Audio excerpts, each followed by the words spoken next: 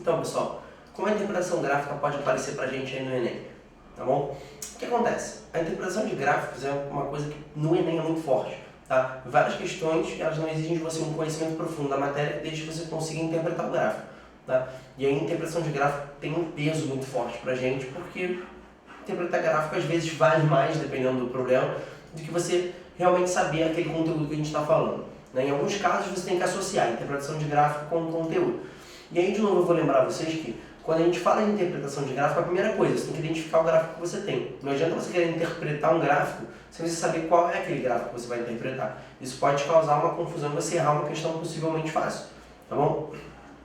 Principalmente, coisas que a gente tem que lembrar. Tipo de gráfico, né? Como é que o gráfico é. Segundo, qual é a equação que gera aquele gráfico, para a gente pensar no formato de curva que a gente tem.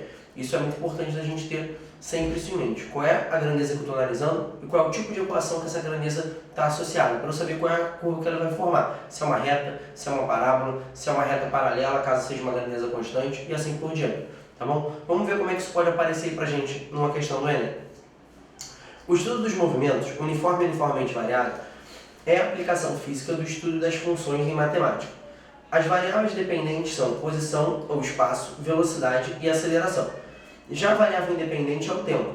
No mu, a função da posição é do primeiro grau, já no move, ela é do segundo grau. A função da velocidade no mu é a função constante, enquanto no move, a função velocidade é do primeiro grau. A cada função temos um gráfico correspondente, função constante, reta, paralela ao eixo horizontal, função de primeiro grau, reta, enquanto que a função do segundo grau é uma parábola. Observe estas gráficos a seguir e assinale a afirmativa correta. A respeito dos gráficos, é correto afirmar que... Então, olha só, pessoal, o que a gente tem? Tem que analisar o tipo de movimento. Eu tenho um gráfico de posição, de velocidade e de aceleração. Esses três gráficos a gente tem que sempre analisar, cada um com a sua peculiaridade. Não vale você analisar o gráfico de posição achando que ele é um gráfico de velocidade que você vai jogar tudo por água abaixo. Legal? Como é que a gente vai fazer isso? Ó, gráfico de posição. Repare que esse gráfico ele é uma parábola. Se o gráfico é uma parábola, então nesse caso, esse movimento ele tem que ser um movimento uniformemente variado. Lembra que a equação da posição no movimento uniformemente variado, ela é aquela que gera a parábola, que tem aquele S igual a S0, mais V0t, mais AT ao quadrado sobre 2, gerando a função do segundo grau, que dá pra gente essa curva em formato de parábola. E nesse caso, como a concavidade é para cima, a aceleração é positiva. Beleza, pessoal?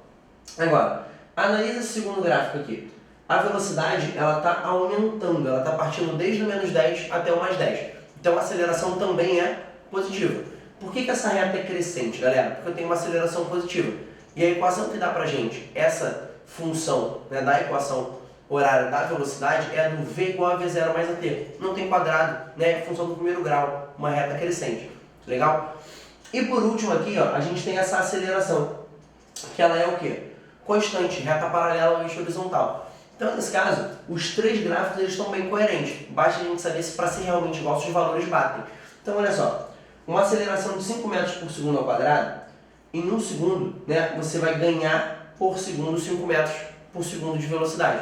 Então, ó, eu comecei em menos 10. Em 2 segundos eu não cheguei a zero, porque a cada segundo ganhei 5. Então, menos 10 mais 5 zerou. Minha velocidade foi a zero. E aí, ó, depois de mais 2 segundos eu cheguei a 10. Então, essa aceleração representa a aceleração do movimento acima, que tem esse tipo de velocidade. Tudo bem? E aqui é a mesma coisa, né? Esse meu movimento, ele é um movimento que é dado por essas duas grandezas, por essa aceleração e por esse tipo de velocidade. Tá? Como os três gráficos eles são coerentes e eles conversam entre si para o mesmo tipo de movimento, qual é a melhor opção para a gente marcar aqui? Ó? Nesse caso, é a letra D, que fala os três gráficos podem representar o mesmo movimento. Então, eles representam o mesmo movimento, só que cada um representa uma grandeza diferente do movimento. Posição, velocidade e aceleração. Tudo bem, galera? Resposta, letra D.